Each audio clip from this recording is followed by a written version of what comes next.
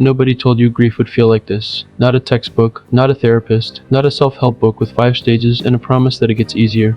Nobody told you that grief is not a moment, it is a weight that just moves in with you, rearranges your furniture. And some days you forget it is there, and some days you open a drawer and it hits you so hard you cannot breathe. An anime about an immortal elf explained this better than anything else I have ever encountered.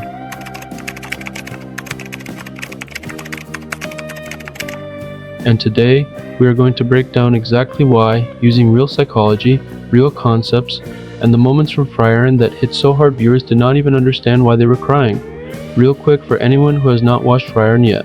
Frieren is an immortal elven mage who spent 10 years adventuring with 3 companions, Himmel the hero, Hyder the priest, and Eisen the warrior. Together they defeated the Demon King. They saved the world, then the adventure ended. They went their separate ways. And 50 years later, Frieren watches Himmel die of old age, and she cries, and she has absolutely no idea why.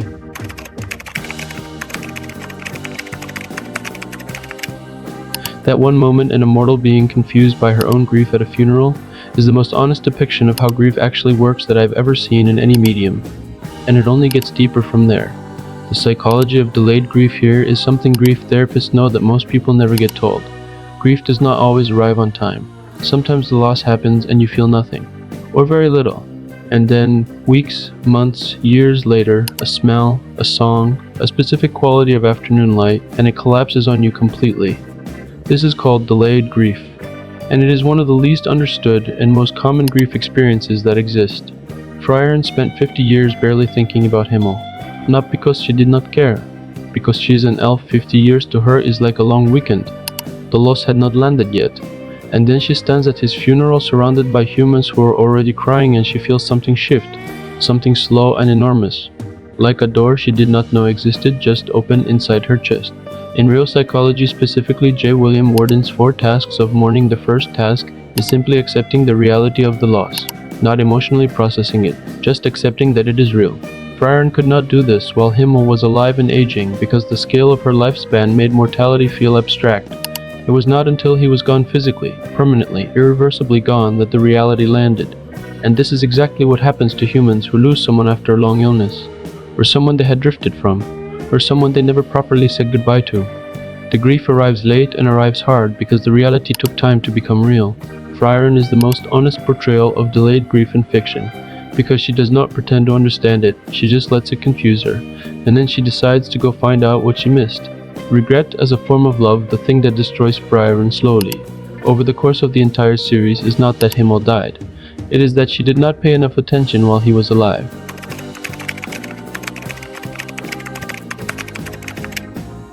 This is the specific type of grief that Frieren is built around, not the grief of sudden loss. The grief of retrospective realization, looking back at time you had, and understanding, too late, how precious it was. Himmel built statues of their party all over the world not because he was vain, because he understood something Frieren did not, that she would outlive everyone, that human memory is fragile, and that future generations would need something tangible to remember that these people existed and mattered. He was building her memories for her, in advance, and she did not realize it until he was gone. In real psychology, this experience has a name. It is called post-loss recognition. The moment when you understand the depth of what someone meant to you only after you can no longer tell them. It is one of the most universal human experiences that exists. Almost nobody tells the people they love exactly how much while they have the chance. And Frieren's entire second journey, the one the series actually follows, is her attempt to fix this. Not with Himmel. That chance is gone. But with Vern and Stark, her new companions, she makes a different choice. She pays attention. She asks questions. She shows up. That is not a fantasy arc. That is the most human character development in anime history. The immortal's burden and why it mirrors depression here is the part of Frieren's psychology that nobody talks about enough. Frieren does not just grieve, she grieves on repeat. Every human she connects with she will outlive. Every relationship she builds she will eventually stand at the end of it, alone, holding the memory of someone who no longer exists. She has done this hundreds of times, for thousands of years.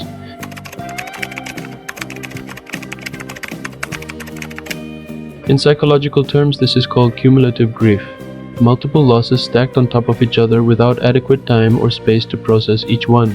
It is most commonly experienced by people in caregiving professions, doctors, nurses, hospice workers who lose patient after patient without ever being given permission to fully mourn any of them. And here is the critical thing about cumulative grief: the natural response to it is emotional detachment. Not because the person stops caring, because caring costs too much when loss is guaranteed. Frieren's famous coldness, her apparent indifference, her inability to read social cues, her detachment from urgency. This is not her personality. This is her armor. She learned across thousands of years of guaranteed loss to keep people at a slight emotional distance, not to protect herself from grief. She knows grief is coming regardless. To protect herself from the specific pain of being fully present for someone and then watching them vanish. This mirrors how chronic depression actually works in real people. Not the dramatic, visible despair that gets depicted in media, the quiet, functional version. The person who is present in every room but fully invested in none of them. Who keeps a small, careful distance from everyone because full investment has cost them too much before.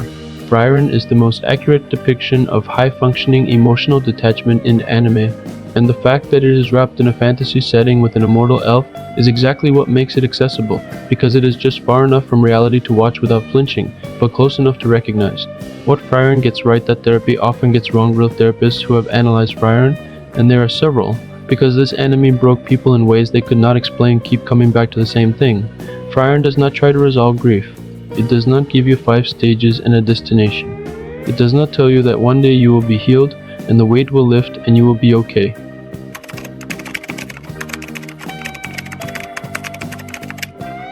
In a particular episode, Frieren and Fern are helping clear debris from a bay so the sunrise festival can happen properly.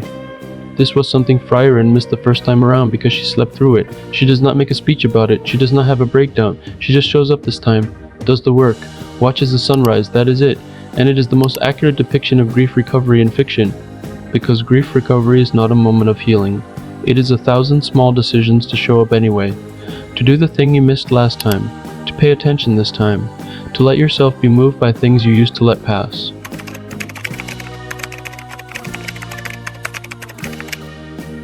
The psychotherapist Derek Harris, who has written extensively about Frieren, describes grief as a heavy book on an empty bookshelf. At first it is the only thing there. Over time you add other books, other experiences, other people. The grief book does not get smaller, the shelf just gets fuller. Frieren understands this better than almost any piece of media ever created. She does not heal. She accumulates. She adds Fern, adds Stark, adds every small flower spell and every quiet morning and every sunrise she almost missed. The weight does not go away.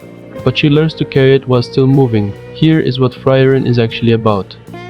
Not an elf mage on a journey. Not a fantasy adventure. Not even grief exactly. It is about what happens when you finally decide to pay attention.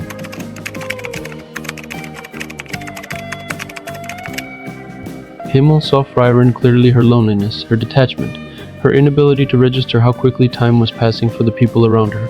And he loved her anyway. Built statues so she would have proof they existed. Learned what she cared about, showed up. And Frieren, across thousands of years of loss, is slowly learning to do the same thing, not because grief ends, it does not, but because the alternative, keeping everyone at a careful distance to avoid the pain of losing them, costs something much more immediate. It costs the actual experience of having them while they are here. That is not anime philosophy, that is just true. Is there someone in your life you have been keeping at a slight distance? Someone you care about but have not fully shown up for? Drop the name in the comments. You do not have to explain anything, just the name.